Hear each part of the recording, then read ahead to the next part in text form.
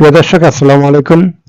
যুদ্ধ করতে গেলে সবচেয়ে বেশি প্রয়োজন হয় অস্ত্র আর হলো অর্থ, যা এই মুহূর্তে মার্কিন যুক্তরাষ্ট্রের কাছে এই দুটো জিনিসেরই প্রচুর অভাব রয়েছে। শুধু মার্কিন যুক্তরাষ্ট্রের কাছে না, মার্কিন যুক্তরাষ্ট্রের বন্ধু দেশ ইসরায়েল, তাদের কাছেও এই দুটো জিনিসের প্রচুর অভাব।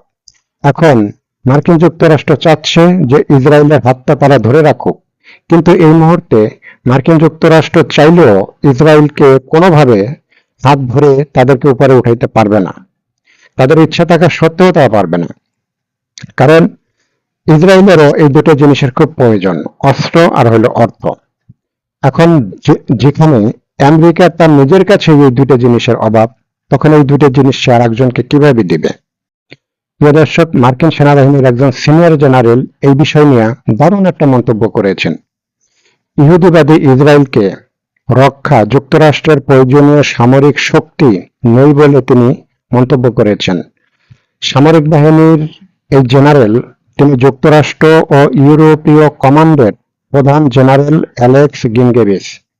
তিনি বলেছেন, ইরানের সঙ্গে এই যুদ্ধটা যদি চলতেই থাকে, তাহলে ইসরায়েলকে ক্ষেপণাস্ত্র প্রতিরক্ষা এবং মধ্যপ্রাচ্যে নিজেদের স্বার্থ রক্ষা করা কঠিন হয়ে যেতে পারে।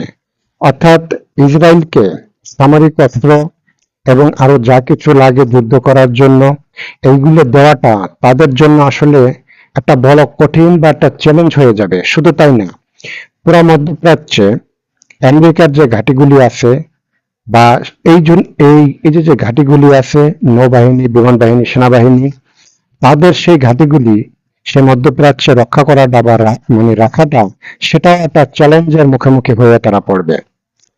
জেনারেল অ্যালেক্স গিনগেরিস তিনি যে মন্তব্যটা করেছেন, এটা কিন্তু সময় উপযোগী একটি মন্তব্য, এবং এটা কিন্তু সত্য কথা, জেনুইন একটি সত্য কথা তিনি বলেছেন। এই বিষয়টা মানুষ আগেও জানতো, কিন্তু এখন এই বিষয়টা নিয়ে মার্কিন সেনাবাহিনীর কিছু জেনারেল তারা এই বিষয়টা নিয়ে মুখ খুলতেছে।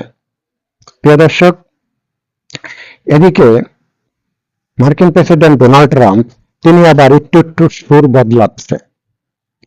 ইরানের সাথে চুক্তির বিষয়টা নিয়ে একটু একটু তিনি সুর বদলাচ্ছে।